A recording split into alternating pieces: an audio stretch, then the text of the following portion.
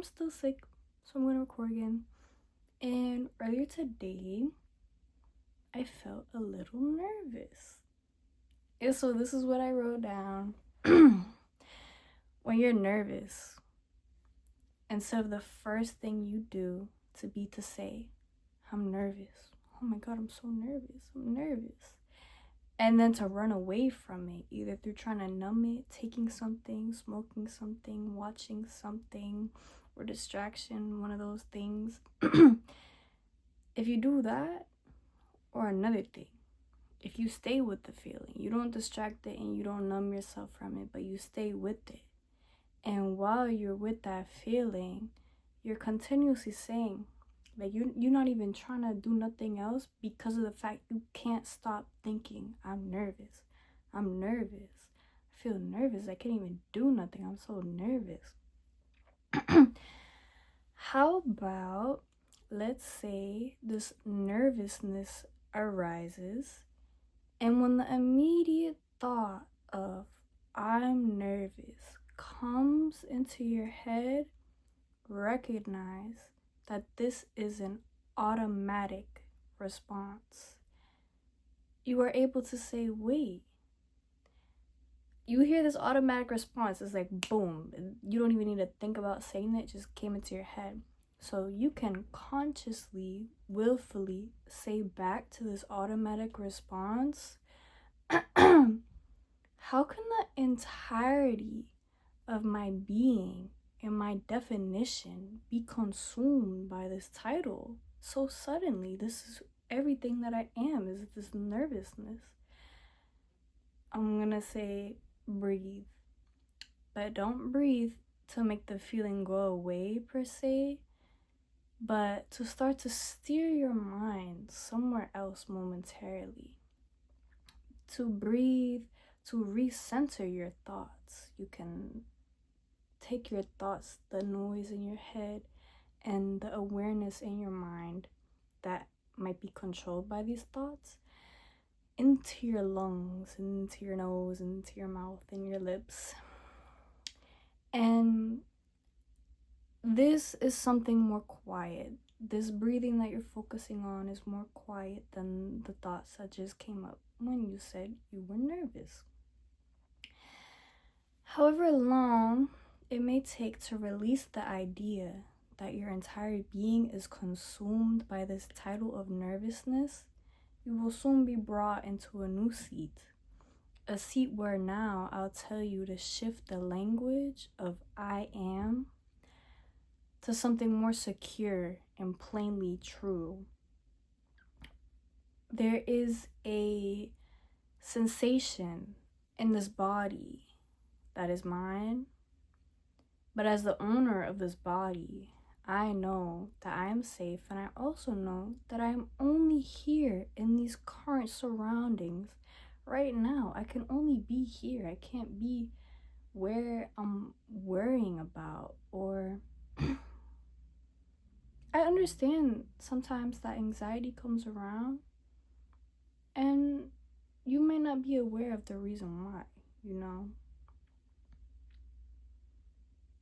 So to apply this to everybody, to say to be in the present moment, also if you're in a situation that's like unfortunate in your present moment, I understand that that doesn't apply.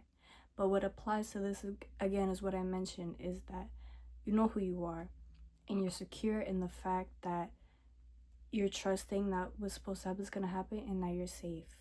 You know, you can feel safe in uncomfortable situations. You can get to that point.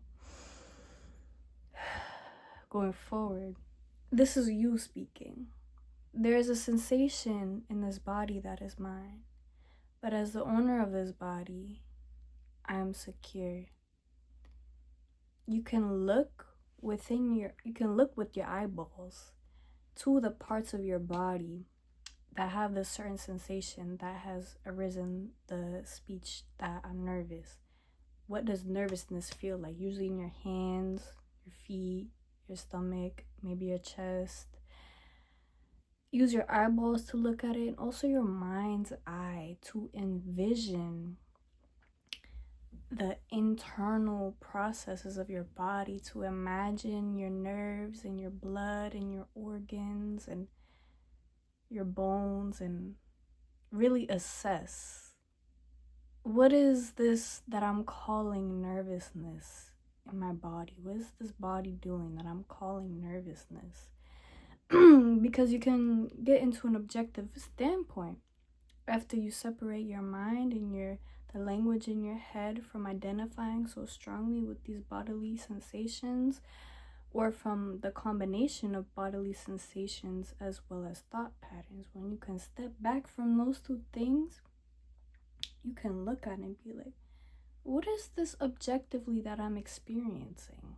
Again, what specifically does my body feel like? Okay? And where does it feel like it?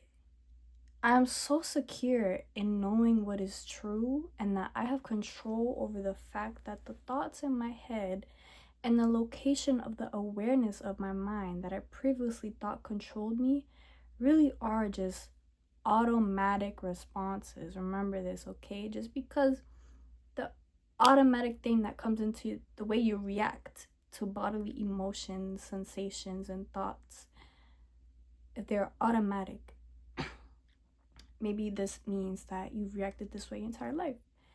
This is how people react to emotions. You know, this is what everybody does. This is, you can hear that first thing you think, the first thing you feel, and the first thing, where do you react to those things? You can then look at that and be like, wait, I can have a secondary reaction. I can have a secondary response to these automatic responses. And what these automatic responses are, what the bodily sensations and these thoughts, what usually they are a reaction to, is change.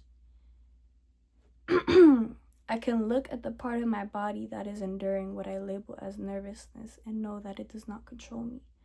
What is the change that you're scared of?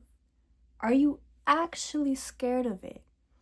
Realistically, objectively, truly, are you scared of this change that your body and your mind is having this response to? Take a minute and say, this change is not something to be scared of. It's something I cannot fight and that I know has ultimate benefit for me. Are you enthralled in the automatic responses of the body and mind that you inhabit? With these little practices I just said, maybe ask yourself this question every couple days, every week. Are you completely enthralled in the automatic responses? And what is the change that you're scared of? Are you actually scared of the change? You. Are you scared of it? Or your automatic response is scared of it? Okay? Goodbye. I forgot. I added a little journal entry I found. I wrote this down some months ago, like in the spring, winter.